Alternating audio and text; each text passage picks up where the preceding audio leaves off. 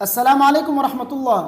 جو ساتھی بیماریوں میں مبتلا ہو، رزق کی تنگی سے پریشان ہو، تو ان کے لیے میں آج چند کلمات بتانے جا رہا ہوں۔ ان کلمات کو پابندی کے ساتھ پڑھ لیجئے، انشاءاللہ اللہ تبارک و تعالی آپ کو بیماری سے شفا عطا فرمائیں گے، صحت مند ہو جاؤ گے اور رزق کی تنگی سے آپ کو نجات عطا فرمائیں گے، مالدار ہو جاؤ گے، خوشحال ہو جاؤ گے۔ یہ کلمات میں اپنی طرف سے نہیں بتا رہا، یہ نبی کریم صلی اللہ علیہ وسلم کا بتایا ہوا ہے۔ نبی کریم صلی اللہ علیہ وسلم نے ایک صحابی کو جس کو خستہ حال اور پریشان حال پایا، تو نبی کریم صلی اللہ علیہ وسلم نے ان کو یہ کلمات بتائے۔ انہوں نے یہ کلمات پابندی کے ساتھ پڑھے تو اللہ تبارک و تعالیٰ نے ان کو خوشحال کیا، اللہ تبارک و تعالیٰ نے رزق کی پریشانی سے ان کو نجات عطا فرمایا۔ یہ حدیث میں موجود ہے۔ چنانچہ حضرت ابو ہریرہ رضی اللہ تعالیٰ عنہ کی حدیث سے فرماتے ہیں کہ ایک روز میں نبی کریم صلی اللہ علیہ وسلم کے ساتھ باہر نکلا، میرا ہاتھ ان کے ہاتھ میں تھا۔ نبی کریم صلی اللہ علیہ وسلم کا گزر ایک شخص پر ہوا جو بڑا پریشان اور بدحال تھا۔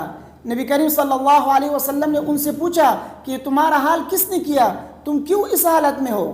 تو صحابی نے نبی کریم صلی اللہ علیہ وسلم سے فرمایا کہ یا رسول اللہ، بیماری اور تنگ دستی نے میرا یہ حال کر دیا ہے۔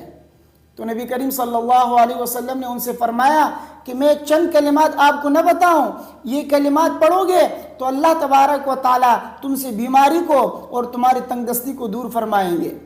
وہ کلمات یہ ہیں، آپ بھی غور سے سنیے اور اس کو پابندی کے ساتھ پڑھ لیجئے۔ توکلت علی الحی الذی لا يموت، الحمد للہ الذی لم يتخذ ولدا ولم یکن له شریک فی الملک ولم یکن له ولی من الذل وکبرہ تکبیرا۔ یہ کلمات نبی کریم صلی اللہ علیہ وسلم نے اس صحابی کو بتایا کہ یہ کلمات پڑھا کرو، تو صحابی نے یہ کلمات پابندی کے ساتھ پڑھنا شروع کیا۔ کچھ عرصے کے بعد نبی کریم صلی اللہ علیہ وسلم کا گزر دوبارہ اس صحابی کی پر ہوا، تو نبی کریم صلی اللہ علیہ وسلم نے اسے خوشحال پایا اور خوشی کا اظہار کیا۔ تو ان سے پوچھا تو انہوں نے کہا کہ جب سے آپ نے مجھے یہ کلمات بتایا اس وقت سے میں پابندی کے ساتھ یہ کلمات پڑھ رہا ہوں اور الحمدللہ خوشحال ہوں، زندگی اچھی گزر رہی ہے۔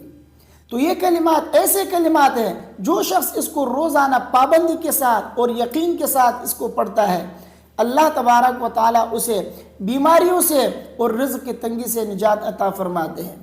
تو جو ساتھی، جو بھائی مختلف بیماریوں میں مبتلا ہو، طرح طرح کی بیماریوں نے ان کو گھیر لیا ہو اور اسی طرح فقر و فاقہ اور تنگ دستی کی وجہ سے پریشان ہوں، تو ان کو چاہیے کہ ان کلمات کو روزانہ پڑھا کریں۔ ان کلمات کو آپ اپنے پاس نوٹ کریں یا لکھ کر رکھیں یا اس کو زبانی یاد کریں اور روزانہ اس کو کم سے کم 100 مرتبہ تو ایک تسبیح ضرور اس کو پڑھا کریں۔ انشاءاللہ چند دنوں کے اندر آپ دیکھیں گے کہ اللہ تبارک و تعالیٰ نے آپ کو بیماریوں سے، رزق کی تنگی سے آپ کو اللہ تبارک و تعالیٰ نے نجات عطا فرمایا ہے۔